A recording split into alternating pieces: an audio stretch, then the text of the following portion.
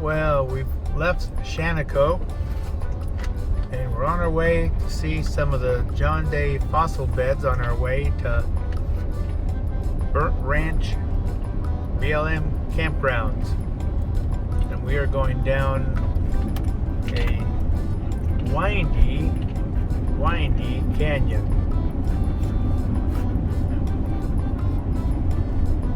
We are out in the middle of nowhere.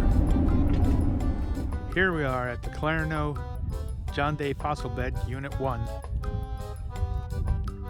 And the hike goes way up into these hills. So we're gonna take the short hike up along this cliff and see what it has to show. So come along. They have little information boards here describing the trail and the different plant and animal life that once lived here based on the fossils that have been found. Well, let's go down here and read the small print. This talks about the trails. Here's the first trail. And over here is another information about another trail. And of course, caution, because falling rocks kill, so do rattlesnakes. So, I'm going to head to the left here towards the Clarno Arch, but that goes up 150 feet rather fast. So, let's explore.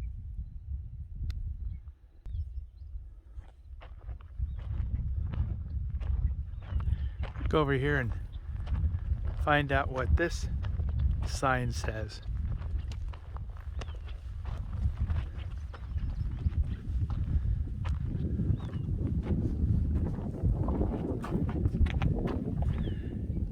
Clarno Volcanics.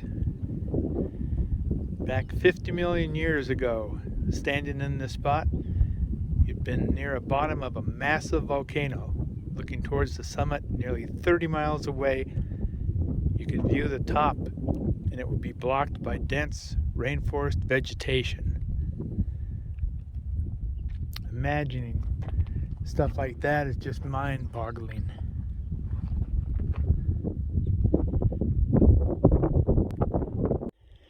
Well, this section here seems to be all about the geological formations and the passing of geological time over 50 million years. There's no fossils that I can make out anywhere in these rocks, unlike Sheep's Head John Day Fossil Bed Unit, where they have fossils that you can see and look at. So I talked to a couple ladies that were out hiking. They say there's another parking lot around the bend here. So this is quite a extensive trail system up and around the rocks and through the rocks. And somewhere up there is supposed to be an arch. I think maybe the trail that I was on over there goes up and behind that maybe. And it's hard to tell. Just so many rocks have come off these cliffs that it's just interesting. But I think I'll save this for another time, maybe when I feel more into hiking and scrambling up the hills.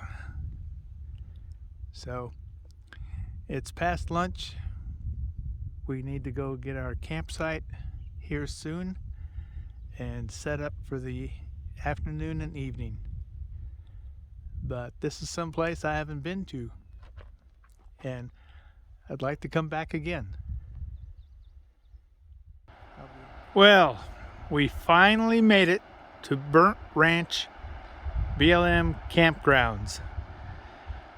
Oh, I'll tell you, do not attempt this road or drive without a full tank. I thought we'd never get here, I was starting to worry that we'd get here by dusk. Every turn I was told to make, it was 3 miles this way, 9 miles more, 7 miles more. And we left the paved highway 2 hours ago. So we finally made it. There ain't nobody here but 2 other people, and they're far up in the mountains here. And we found the little campgrounds here. They got about 5 spots, and it's right above the river here. The boat launch is a little farther down, and it's just a circle, and you back it down a rather steep grade to the river, then pull back out. Katie! But we got our campsite here tonight, and just enjoy the view. There's a hawk up there, and just keep track of the girls here. They're exploring lots of new scents. But man, I tell you, if you want to get away from humanity, Oregon's the place to be, because they have canyons and valleys over valleys over valleys where you could live as if you were back in the 1800s. Well, that place we were at just didn't feel right. It was so isolated, and maybe I'm getting a little spooky getting older, being so absolutely isolated out in the middle of zero. So I decided to pick up and leave. Came by the Painted Hills part of the John Day Fossil Group. And here we are entering the John Day Fossil Beds National Monument area, the Painted Hills unit.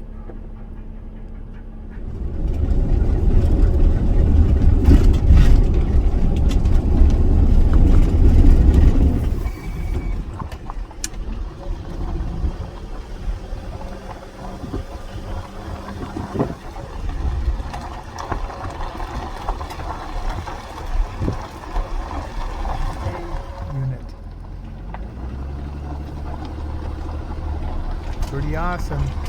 We're going to get out and take a look. Here's an explanation of all the colors you see in the rocks and what they believe caused them. That is the cause of the red coloring.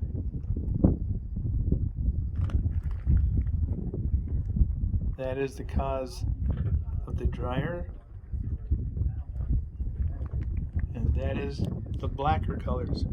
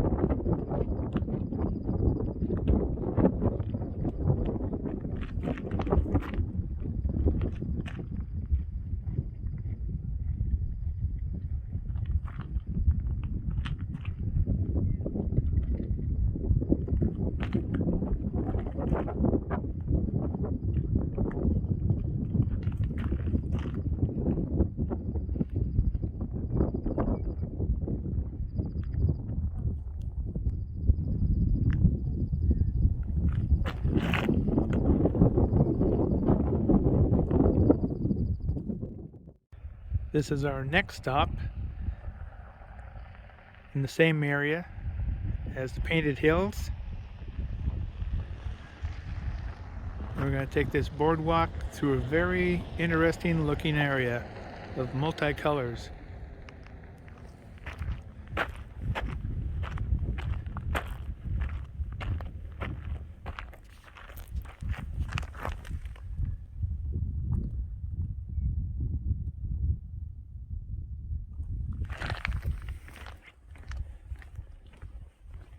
One-way trail, okay.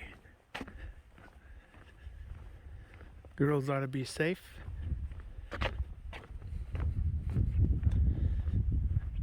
Looks like just weird mixed colors of gravel.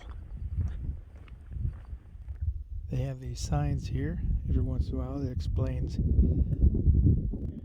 So this trail winds all the way around through here and then back on the other side of the hill. There are also other trails that take you out into the hills. This is the Red Hill, and then there's the Leaf Fossil Trail, which is this one here, going out into the rolling hills, very different colors. Hey, look, the sun came out for us. Yep, lots of things out here to do. Just need a half a day at least to go do it all. We're gonna keep heading on. Kate's already in position. Sarah, what are you doing down there? Well, we found a place to spend the night. A really nice little overlook, rest area sort of, kind of up here on top of the hill. Nobody around, no traffic or anything. So we're just gonna lay low and sleep overnight here, get up tomorrow morning early and head onward on our trail. But I thought I'd show you guys what this place is like where we're spending the night. Well, only about 15 million years ago, this is what this place used to look like. Kind of remember that almost the middle of America was a huge inland sea, and the climate changed, plants changed, animals changed, and they died out and they got buried. And this is why they have all these different layers through the painted hills.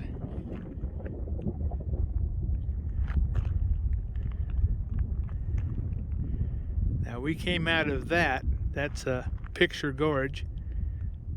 We came down through that from Painted Hills unit of the John Day fossil beds. Right up that road about a mile or two is the cutoff for Sheep's Head unit of the John Day fossil beds, and those actually have fossils that you can take the trail through the hills there and see just where they found them. But I've done that before and didn't want to repeat it. And then we break out and we're heading in a southerly direction. But we were tired. We saw this, came up, checked it out, and decided, hey, this is a nice place just to sleep overnight. The bathroom that's open, garbage cans. So we stopped, fed the girls, fed myself, and now we're just gonna watch the sunset. It's a beautiful area, going through all these canyons and gorges, but it's hard to enjoy them and take pictures when you're also driving. Sometimes it would be nice to have a second person, just to take the photos and the videos. So I'm gonna go back, check on the girls. Gonna have to be getting ready for bed here pretty soon. And we're gonna get some sleep. It was noisy where we stayed last night at the winery. I didn't realize that road was so busy.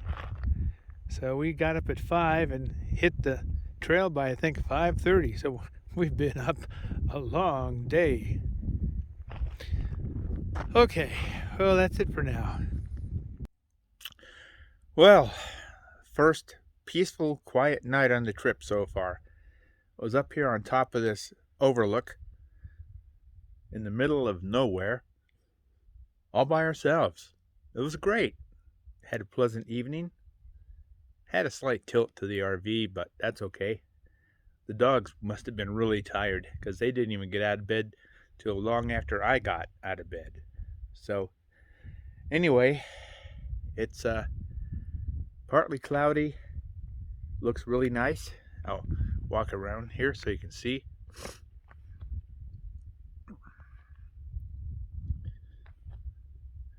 Not bad. looking nice. So the weather forecast, of course, says different. So we'll just have to wait and see how that pans out. Anyway, we're on our way. I'm not sure where we're going to end up tonight. The two places I was thinking of looks like they might be having thunderstorms, which would not be any fun considering where they're located. So might have a change of plans here. So stay tuned. The adventure continues.